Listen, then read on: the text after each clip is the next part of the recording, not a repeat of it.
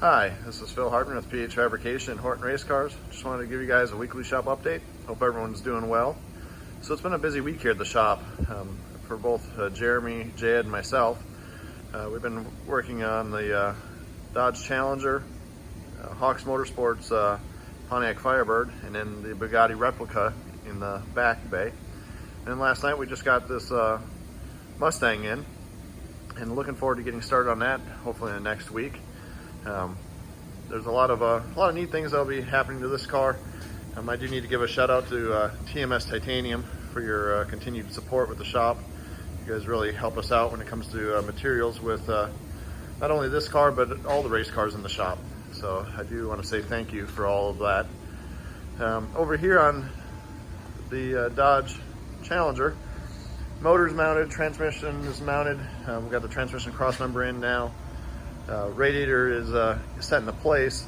We are going to change the fittings on the radiator to all AN. It just makes it a nice clean look, especially when you're plumbing. We're redoing the brake lines. Like I said in previous videos, the brake lines before were ran on the inside of the frame rail, which is not bad, but you don't really want your brake lines running by your flywheel or flex plate, just in case the flywheel or flex plate explodes. It doesn't sever the brake line, which would then lead to a brake failure, which would probably not be a good thing running down the drag strip. So what we're going to do is replumb the brake lines, run everything on the outside of the frame rail, and we'll do the same for the front brakes. Instead of going under the motor, we're going to go around the front of the motor, and then we do the same kind of concept when it comes to your fuel line. All the fuel lines will be ran on the outside of the frame rail, at least until you get past the motor area. And this just gives you a little bit added protection when it comes to a catastrophic failure of the flywheel or flex plate.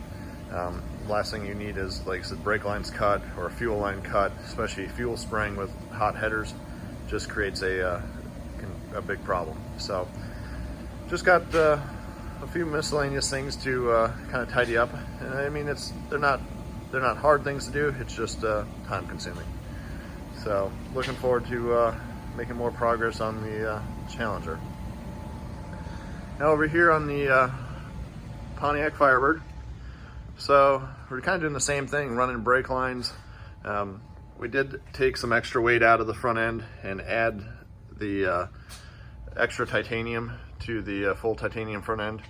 Definitely lightens it up quite a bit. I won't get into numbers on that, but I was really surprised on how much weight it took off. Also smoothed up some of the, I think they're the spring perches for these cars with a stock suspension. Just taking a few things off and cleaning everything up. We've been working on getting the brake lines plumbed, and see if we can get in here. So we're still running the same valve, just all stainless steel brake line all the way around with aluminum fittings. Like I said, a lot of it still needs to get tidied up, but all in all, it's coming along really pretty nice.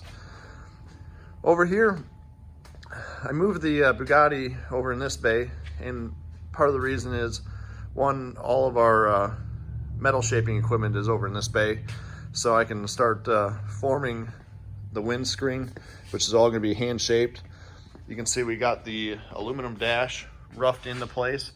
I still need to make a cover for that area, just so that way it looks like a one-piece dash. The steering doesn't come out very easy in this car, so that was the reason for the slot. And then we do have to clean up some edges. We're going to figure out how the gauges are laid out, and then we'll do an engine turn finish on it. So still quite a bit of work to do to the dash, but really happy with how it all turned out. Well, that is it for the weekly shop update. I hope you guys are all doing well. I do want to give a shout out to Bailey Industrial for all your great equipment, Edwards Ironworkers and Manufacturing for building also great equipment. Like I said, both the Edwards machines and the Bailey equipment has been a lifesaver in the shop.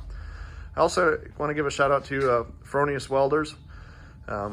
Last week we just pulled the trigger and bought a new Fronius Magic Wave So looking forward to getting that in the shop. We're actually gonna have one in here this week, just kind of as a trial. So looking forward to having that. Want to give a shout out to Racing Junk, TMS Titanium, Hypotherm for your great plasma equipment, and Cleveland Punch and Die for your great punches and dies that work with our Edwards Ironworker. But like I said, without these companies, we definitely it'd make our job a lot harder. So thankful to have them involved with PH Fabrication. Well, that is it for the weekly shop update. Hope you guys have a great rest of the week, and I'll talk to you all later. Bye.